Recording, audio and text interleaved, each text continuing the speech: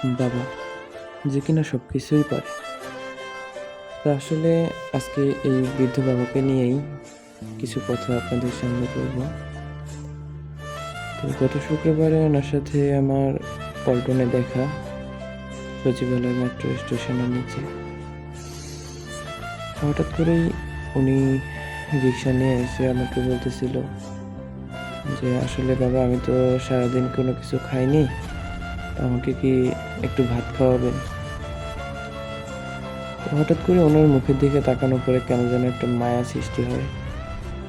যদিও আমি সেভাবে কোনো কিছু বলি নাই ওনাকে। তো উনি আমাকে বলতেছিল যে, বাবা, আমাকে যদি কিছু খাওয়ান তাহলে আমি একটু চলতে পারি।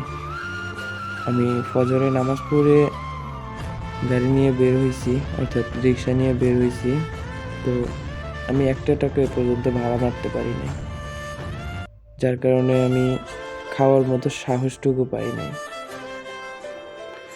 যাই হোক, কথাগুলো শোনার পরে আমার খুবই খারাপ লাগতেছিল। তো আমি বললাম যে, ঠিক আছে, আপনি আসেন, আমি আপনাকে খাওয়াবো। তো যাই হোক, ওইখানে মেট্রো স্টেশনের নিচে একটা রেস্টুরেন্ট ছিল। তো ওইখানে নিয়ে গেলাম। তো আমি ওনাকে জিজ্ঞেস করলাম যে, আপনি কী খাবেন? তো উনি হাত ধুতে যাচ্ছিলেন। হাতটা ধুয়ে আসার পরে আমাকে এসে বলেন যে, বাবা, আমি তেমন কিছু না, শুধু একটু ডাল ভাত খাবো। তা আমি ওনাকে অনেক কিছুই অফার করি। তো উনি ভালো কোনো কিছু না খেয়ে আর কি উনি ডাল ভাত খাওয়ার চিন্তা ভাবনা করছে। পরে বললাম যে, তাহলে একটা মাছ খান।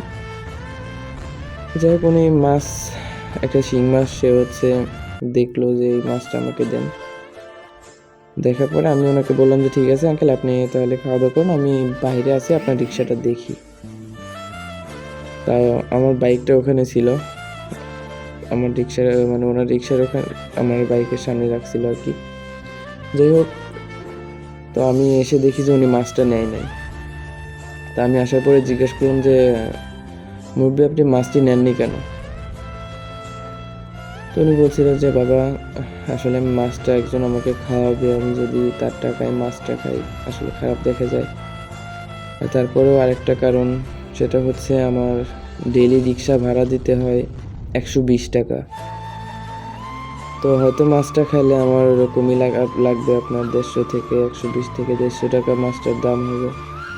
তা আপনি যদি, বাবা, আমার ওই 150 টাকা দিয়ে দেন, এক কিছুর ওই টাকাটা যদি আমাকে, মাছের টাকাটা যদি আমাকে দিয়ে দেন, তাহলে আমি হয়তো মালিককে রিক্সা ভাড়াটা দিতে পারবো। তো শোনার পরে খুবই খারাপ লাগলো যে একটা মানুষ নিজে খাওয়া চিন্তা না করে। তো আমি ওনাকে জিজ্ঞেস করলাম যে, আপনার কোনো বাচ্চা কাচ্চা নেই বা আপনার ছেলে মেয়ে নেই?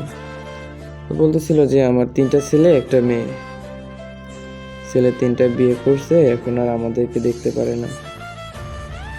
আর ওনার একটা মেয়ে আছে, তো মেয়েটার বিয়ে অনেক জায়গা থেকে বিয়ে আসে, কিন্তু কিছু কিছু আছে যারা অমানুষ, তারা তো যৌতুক ছাড়া বিয়ে করে না। তো যৌতুক দিতে পারে না জন্য মেয়েটাকেও বিয়ে দিতে পারে না। যাই হোক, উনি কথাগুলো বলতেছিল খুবই কষ্টের সাথে। আর উনি এই রিক্সা চালিয়েই ওনার জীবিকা নির্ধারণ করে। এই শহরে অনেকেই আছে যারা কিনা মুরব্বীদের রিক্সায় উঠতে চায় না, যে মুরব্বীরা চালাতে পারবে নাকি এটা সেটা। আসলে ভাই, আমরা যদি এদের পাশে না থাকি তাহলে কিন্তু এরা কোনোভাবেই আগাতে পারবে না, তাদের নিজের পেটটাও চালাতে পারবে না। যাই হোক, কথাগুলো আপনাদের সাথে শেয়ার করলাম। যদিও এটা করা আমার উচিত হয়েছে কিনা জানি না, ভুল ত্রুটি থাকলে ক্ষমা করবেন।